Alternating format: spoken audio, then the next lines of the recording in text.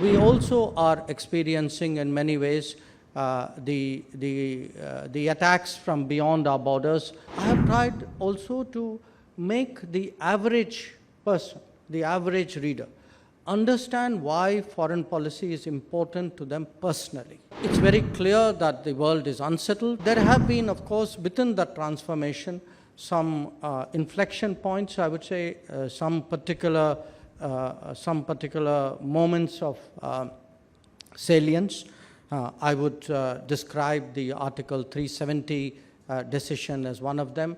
I think what has changed on our borders with China is another. The whole neighbourhood. In fact, I tried to explain that there's really a new construct of foreign policy that has come into making. And of course, since I am in politics, and many of you certainly follow politics, we also are experiencing in many ways the attacks from beyond our borders, which are often ideological and agenda-driven.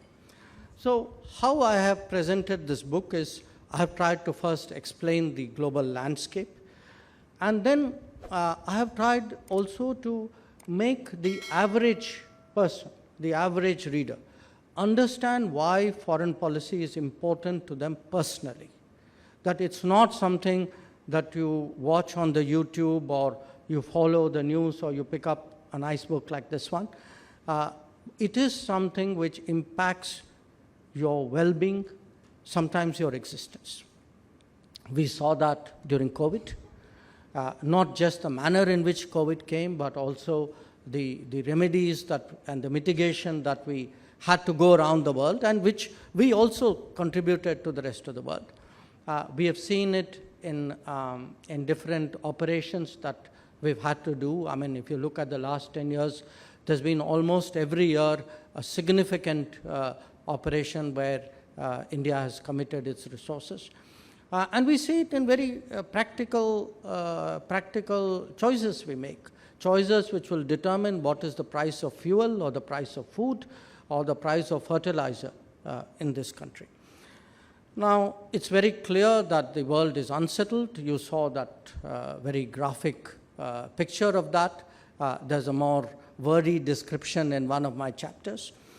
And then I, of course, spell out the changes of the last decade. What has particularly, where has Indian foreign policy changed? Why has it changed? What are the thought processes behind that? In that sense, really, what is the impact which Prime Minister Modi has made on foreign policy?